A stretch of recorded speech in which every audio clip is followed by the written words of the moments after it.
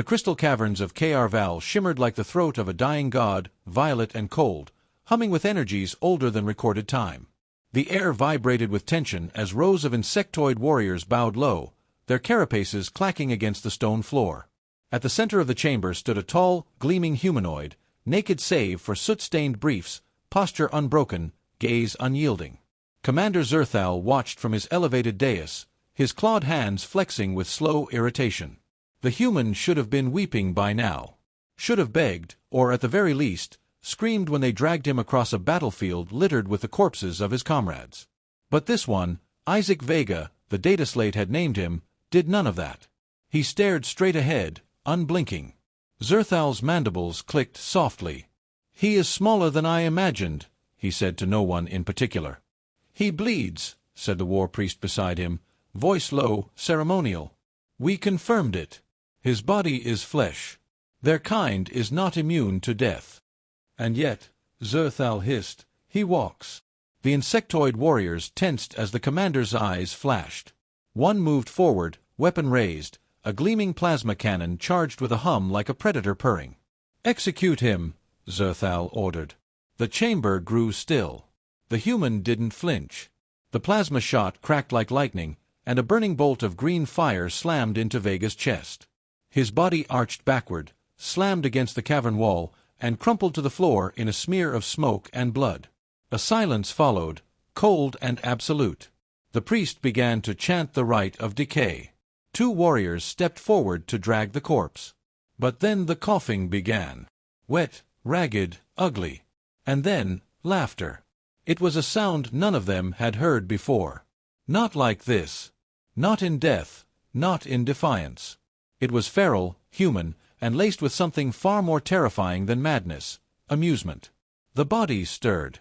Vega rose slowly, one knee first, then both feet, the scorched hole in his chest glowing with dying plasma. Blood ran down his side, but he stood tall, his eyes finding Zerthal's. "You're gonna need to do better than that," he rasped. The warriors staggered backward. One dropped his rifle. Zerthal's voice came out thin. "Fire again." The cavern exploded in green. Plasma lanced through the air, a dozen bolts slamming into the human's chest and limbs, blasting fragments of crystal from the walls. Smoke consumed the center of the room. The war priest raised both arms, mandibles wide in alarm. "No. Stop, stop." But it was too late. The dust hadn't even cleared when a figure stepped through it, limping but steady. His skin was blistered, blackened, but the grin hadn't left his face. "I thought you were supposed to be the scary ones," Vega said. One of the insectoids vomited, a reflexive spray of acid across the floor. Another fired wildly, missing. Chaos spread like contagion. Warriors screamed, weapons were dropped, and bodies scuttled for the exits in a rush of fear. Vega took another step forward and collapsed to one knee. But he caught himself. His breathing was ragged, heavy, but the grin didn't falter. Zerthal stood frozen. His world, once so ordered, had split in two. This was no enemy. No soldier. This was something worse. "Why won't you die?" he whispered. The human lifted his gaze, dark eyes cutting through the smoke like twin razors. "Because I already have," he said. "You just made the mistake of leaving me alive long enough to remember." The war priest turned, robes trailing, and fled the dais. Zerthal remained still, frozen, powerless. He could feel the others watching, not just his soldiers, but the entire caste system of fear his empire had built. Watching it crack. Isaac stood again, slow but certain. His body was wrecked, his blood painted the sacred stones, but he stood. Still smiling. Still advancing. And somewhere, beneath the madness and confusion, a quiet terror took root in Zerthal's mind. What if they're all like him? Vega stopped a few steps short of the dais, and with the final strength in his legs, planted his foot into the stone. He said nothing else. He didn't need to. His presence, his survival, was the message. Far above, in the shimmering glow of the crystal canopy, the ancient lights pulsed once, dimly, as if blinking in disbelief. And then the human collapsed. But no one moved to reclaim the body. They were all too busy trying to understand how something so soft could be so unbreakable. The footage played in a loop, grainy and distorted, but unmistakable. The human stood amid the storm of plasma fire, body smoking, flesh torn. And still he walked. Counselor Vreltich clicked his mandibles in disbelief, eyes darting across the other members of the War Council. Silence hung in the chamber like thick fog. "This is not possible," someone muttered. "No creature survives that." "But he did," Vreltich replied coldly. "We all saw it. He endured 12 plasma strikes. Laughed. Spoke. Then stood." Whispers broke out, nervous chittering from the back rows. The cast of advisors and strategists, usually confident in their technological supremacy, now looked like hatchlings facing their first moonless night. "They have technology we do not understand," offered General Zek, his voice lacking conviction. "Armor hidden beneath the skin. Or a neural pain blocker." "If that were true," Vreltich snapped, "we would have found it." The autopsy data was conclusive. The human had no implants, no shielding, no augmented skeleton or regenerative tissue. Just a man. Muscles, bone, and blood. And yet, he had risen. In the temple below, Isaac Vega's body was kept under guard. It lay still now, placed in containment. Not out of protocol, but fear. No one dared approach the chamber alone. Across the planet, tremors of unease spread. Soldiers whispered of the Laughing One. They spoke in hushed tones, each telling of a human who would not fall, who grinned at death like it was an old friend. Some even claimed to hear his voice in their dreams. "You're going to need to do better than that." In a dim, dust-heavy room on the northern ridge, Seer Karel stirred. His antennae twitched as he traced symbols across the sand with a claw, his voice barely above a whisper. "They were warned," he said to the shadows. "Long ago, before the stars were mapped. The archivists wrote of them. Burned worlds behind them. Not from conquest, but because they could not stop walking." A young acolyte shifted nervously nearby. "You mean, humans?" "No," Karel's eyes glowed faintly. "I mean what lives beneath their skin. Something older. Something that refused extinction, even when the universe tried to break them." In the field camps, morale fractured. Patrols moved in pairs now, sometimes threes. Soldiers began firing at shadows. Some refused to go near the caverns, convinced that Vega would rise again, untouched. That he was waiting. The war priest who had fled the ritual chamber was never seen again. Only his ceremonial staff was found, snapped in half, floating in a river of molten crystal. Back at the council, Vreltich leaned over the command table, fingers drumming.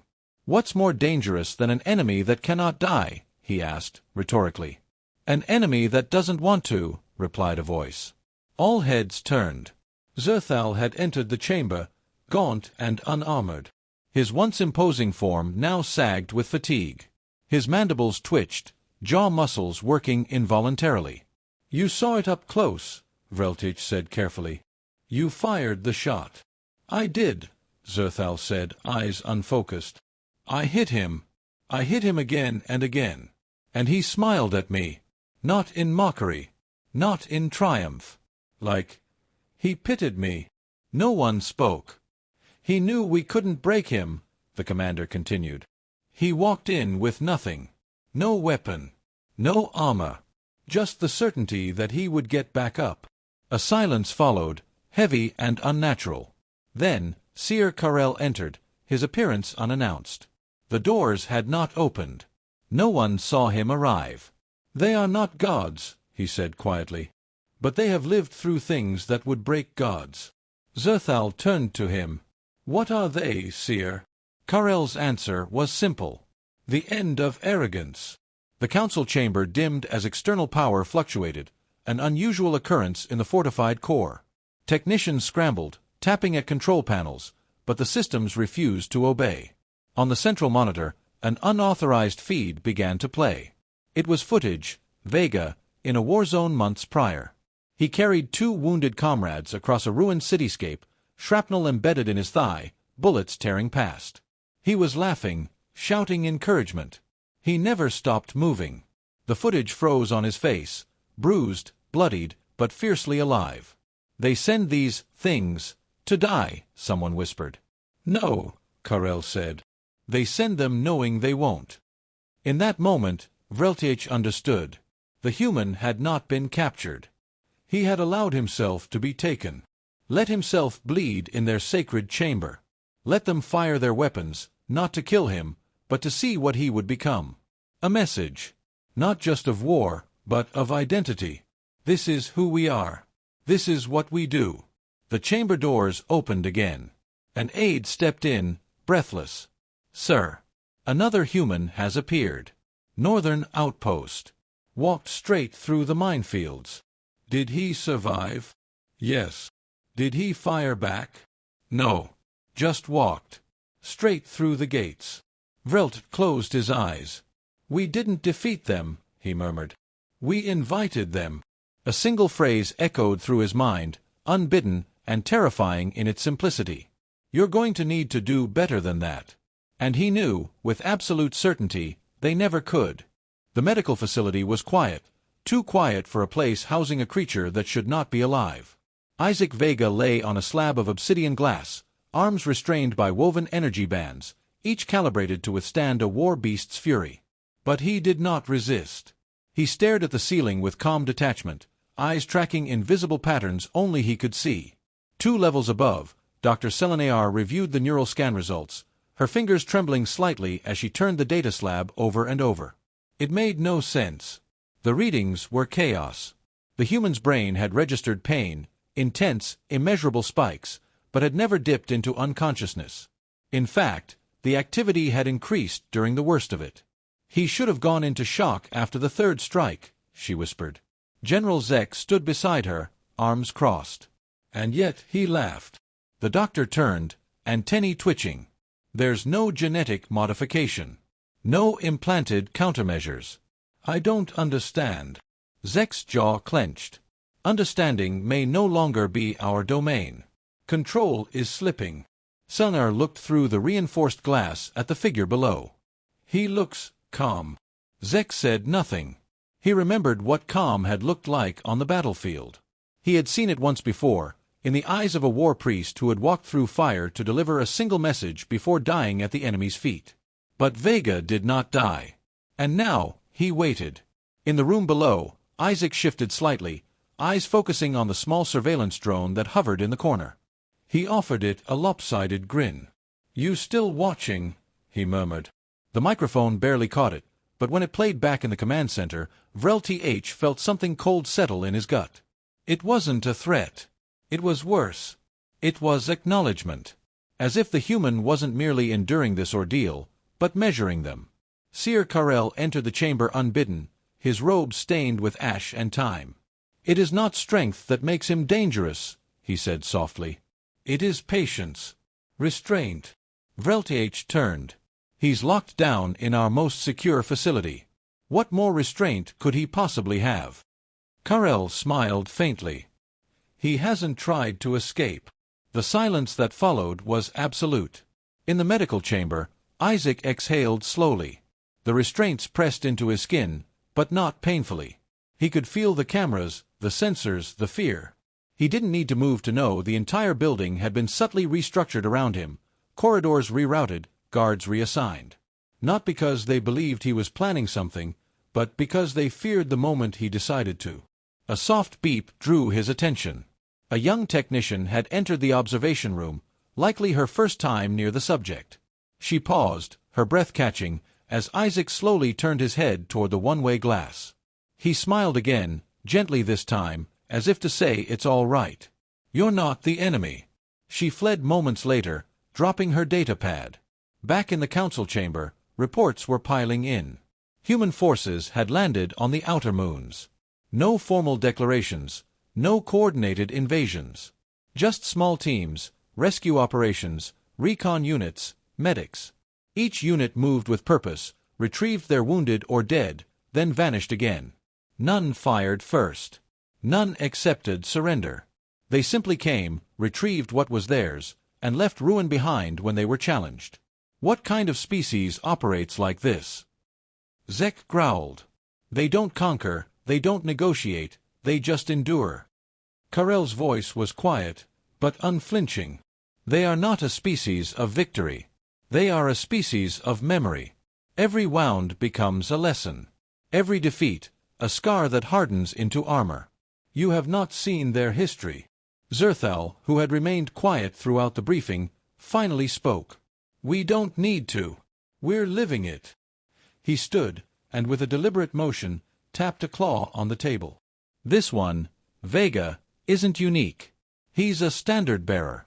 Their message made flesh. What they send us now is not a weapon. It's a mirror. Vreltich narrowed his gaze. A mirror. To show us what we lack.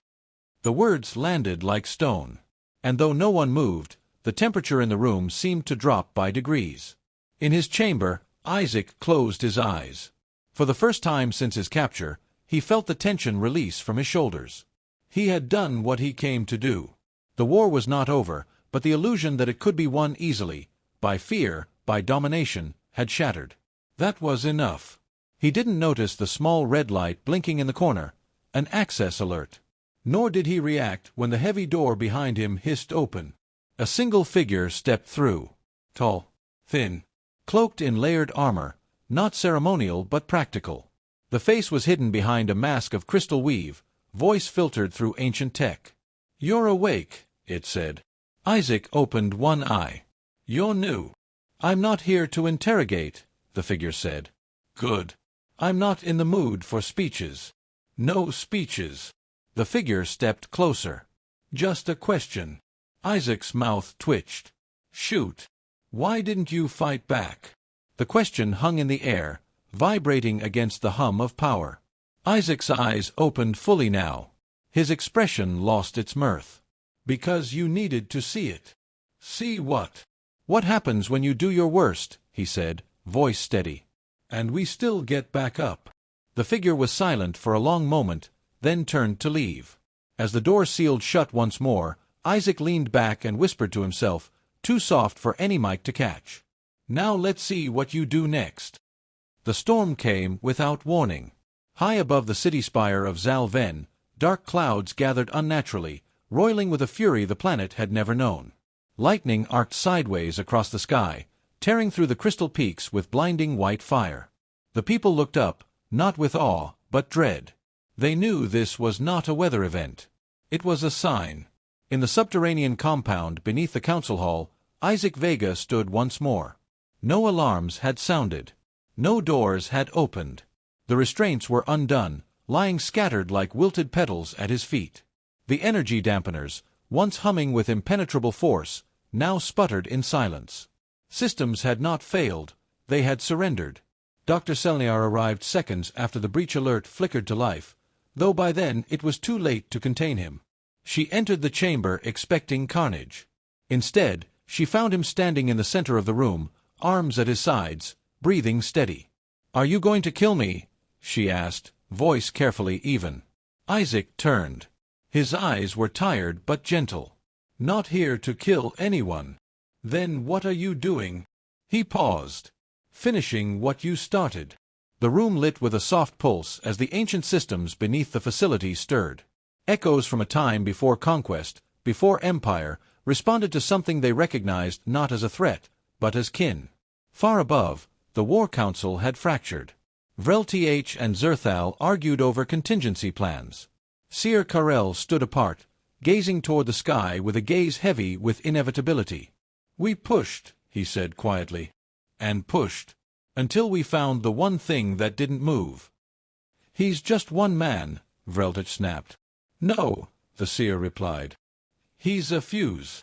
The first explosion shook the outer ring of defense towers, planted by human stealth teams in the nights following Vega's capture. Not to destroy, but to disable.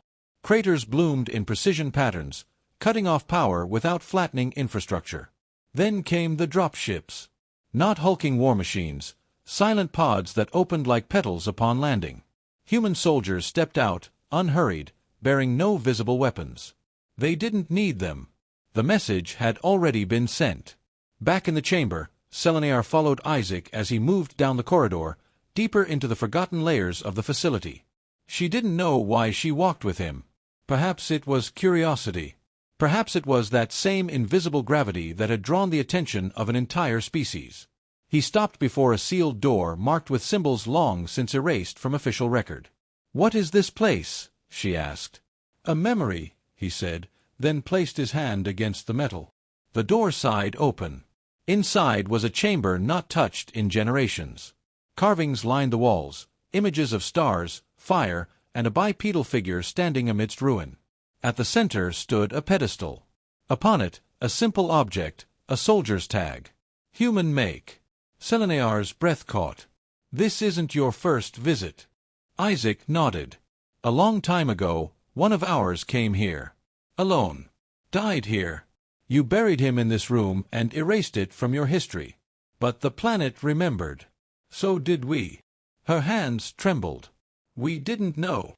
You didn't want to know." He turned. "Your people thought you could scare us. Break us. But the more you tried, the more we remembered who we are." The walls began to vibrate, faint but steady, like a pulse. Outside, human teams moved through the city with clinical precision. They took nothing. They burned no libraries, harmed no civilians. They were looking for one thing, their own. By dusk, the sky burned gold with re-entry trails. One by one, the humans gathered their wounded, their dead, and their scattered. They did not speak. They did not linger. In the high tower, Vrelth stood watching the sky, unsure whether he was witnessing defeat or deliverance. He had expected war, retribution, fire raining from the sky. Instead, he had received silence. Mercy. A withdrawal that felt heavier than any bombardment. Isaac stood at the landing pad as the final ship descended. His uniform had been returned. The wounds on his chest had begun to heal, faint scars etching stories into skin. Selenar stood beside him, unspeaking. The council hadn't ordered her to remain, but they no longer had that kind of authority.